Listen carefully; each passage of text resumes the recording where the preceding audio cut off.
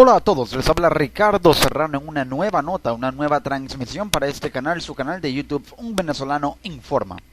En Venezuela la oposición sigue apelando a una estrategia. El escenario de conflicto se agudiza porque ninguno de los dos bandos reconoce al otro, todo lo contrario, se desconocen mutuamente. El Estado en Venezuela está fragmentado y dividido, con un claro y evidente enfrentamiento entre el Poder Ejecutivo o Gobierno junto con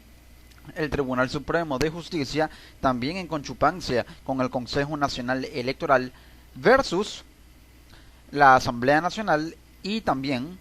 en conjunto con el Ministerio Público. Esto se produce debido a que el desconocimiento por la disidencia de quien solía ser una seguidora o digamos un funcionario que respaldaba el gobierno de Nicolás Maduro, o funcionaria, la fiscal general de la República, Luisa Ortega Díaz, desconoce al gobierno por asegurar que viola el orden constitucional establecido. Por lo tanto, junto con la Asamblea Nacional, que ha sido anulada de facto por parte del Poder Judicial, el conflicto se ha agravado. Las causas judiciales espurias, con interpretaciones constitucionales muy jurídicamente subjetivas por parte del Tribunal Supremo de Justicia, ha hecho que esto sirva de favorecimiento político como instrumento de persecución política por causas judiciales precisamente espurias, inoficiosas, que han hecho que se cree un vacío de poder porque la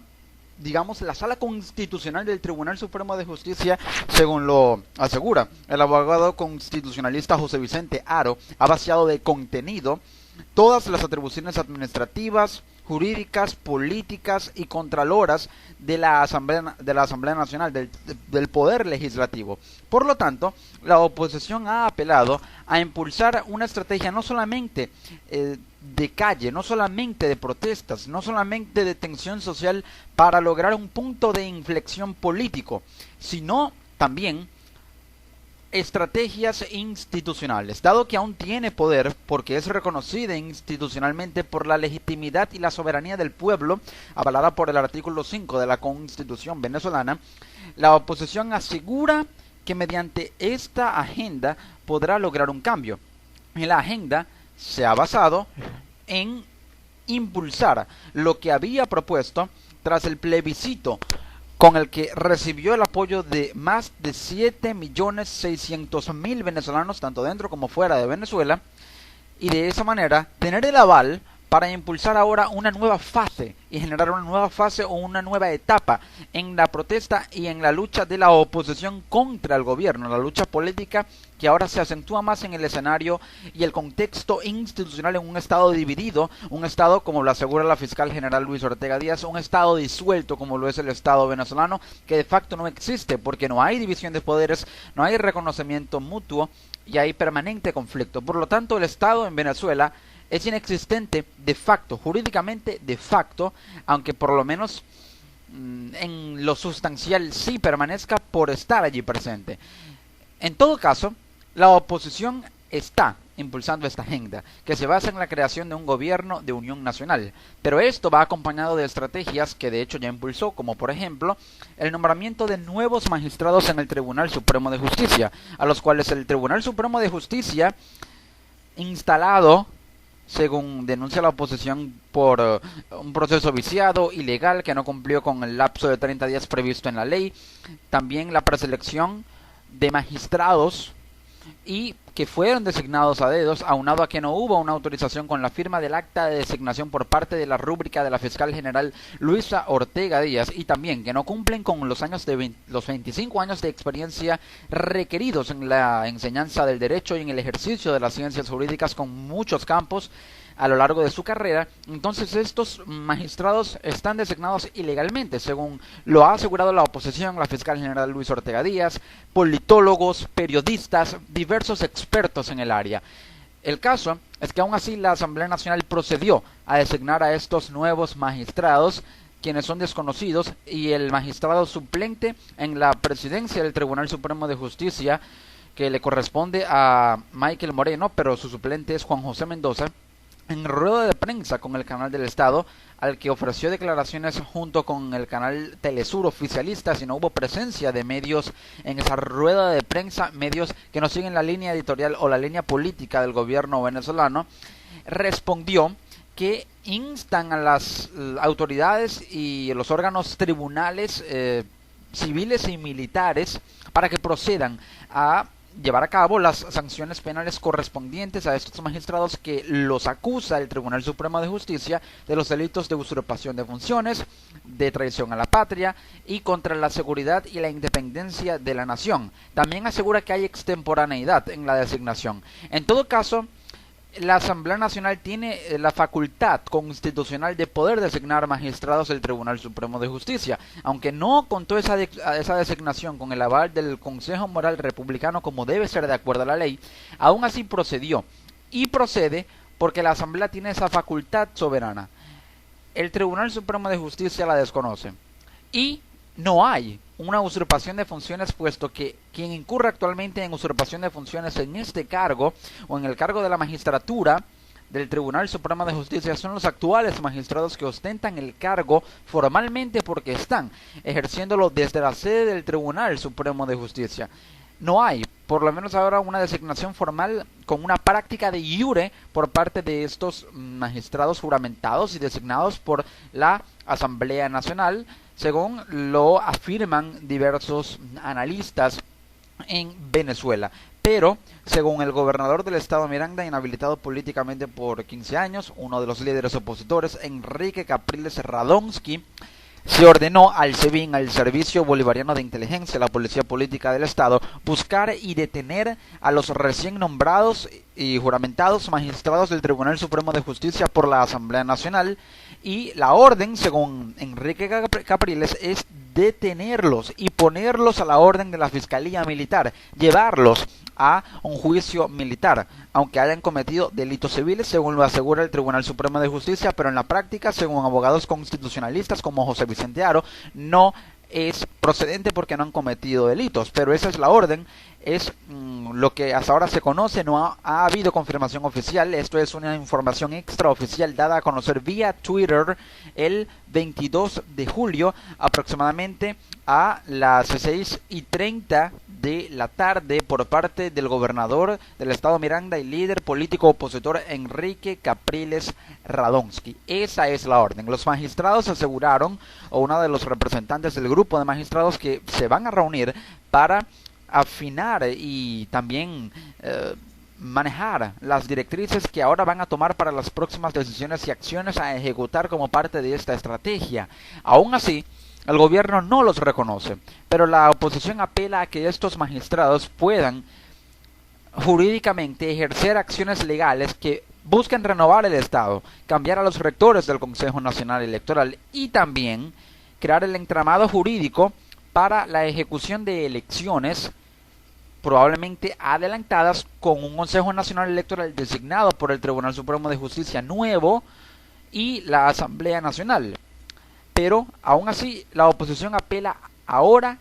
a conformar ya un gobierno con un candidato elegido en primarias, sin militares ni reelección indefinida. Ese es básicamente el plan de la oposición para un gobierno de unión nacional anunciado por los líderes opositores. Ya la oposición tiene planeado cómo será su gobierno. La Mesa de la Unidad Democrática presentó el día miércoles 19 de julio, su propuesta de gobierno, que incluye seleccionar a su candidato en primarias, no contar con ningún militar en el gabinete de gobierno y que quien resulte presidente no se presente a la reelección. Ahora la oposición quiere plantear un gobierno de civiles, es decir, un gobierno democrático por lo menos en la fachada o en la superficie, por así decirlo. Un gobierno en el que haya elecciones democráticas y renovación constante con alternabilidad de poder, principio básico de cualquier democracia. También ya manejar la hipótesis de un candidato en primaria, que no haya ningún militar para no generar ningún tipo de autoritarismos y que no haya reelección indefinida para que el ciclo político se cumpla de la manera más sana y equilibrada posible y no suceda lo que actualmente sucede en Venezuela. Esta propuesta fue anunciada por el diputado expresidente de la Asamblea Nacional, líder opositor Henry Ramos Alup, y cuenta con el aval de la Asamblea Nacional y también con el apoyo de 21 organizaciones políticas que conforman la coalición de la Mesa de la Unidad Democrática. Alup dijo también que en el próximo gobierno ningún partido político que conforma la MUT tendrá la hegemonía en el gabinete, como lo ha sido en el caso de la coalición de partidos de gobierno, el Gran Polo Patriótico, cuya hegemonía la ostenta y la ha ostentado durante los años de existencia del chavismo, 19 años de existencia del chavismo en Venezuela, el Partido Socialista Unido de Venezuela, fundado por el fallecido expresidente Hugo Chávez. La coalición presentó un documento días después, recordemos, de haber realizado una consulta popular independiente en la que asegura que más de 7.6 millones de venezolanos rechazaron la Asamblea Nacional Constituyente. Pero tras las protestas, con 113 días de protestas, un saldo de 97 muertos, la oposición sigue viento en popa con su estrategia. Es por ello que la oposición destacó sus prioridades, y estas prioridades se basan en crear un plan para combatir la inseguridad, la violencia y la delincuencia desatada. Recordemos, en uno de los países con la mayor tasa de homicidios de la región y que culminó el año 2016 con un total de más de 29.000 homicidios. De hecho, siendo Caracas una ciudad 15 veces más violenta que Bogotá, 10 veces más violenta que Ciudad de México y 5 veces más violenta que Sao Paulo, Brasil. Sobre las instituciones, la oposición comunicó que va a reformar las instituciones de seguridad, depurar los cuerpos policiales, como la Policía Nacional Bolivariana y el resto de policías municipales, y también la Guardia Nacional Bolivariana. Esto implica crear una reforma que pueda, de alguna manera, renovar el método de adiestramiento de funcionarios tanto de policía como de la Guardia Nacional, funcionarios militares. En el documento la MUT habla del desarme y desarticulación de grupos paramilitares armados por el régimen. Esto puede prever la creación de un sistema de desarme avalado por incluso Naciones Unidas, y también un sistema de jurisdicción especial para generar una transición que pueda o no otorgar indultos o amnistías a quienes formaron parte de estos grupos paramilitares, al estilo de Colombia, con el proceso de paz entre el gobierno y las FARC, las Fuerzas Armadas Revolucionarias de Colombia. En otro de los puntos, la propuesta señala que la unidad u oposición respetará a quienes tengan posiciones políticas diferentes y nunca habrá retaliación, discriminación ni persecución, como parece que lo habrá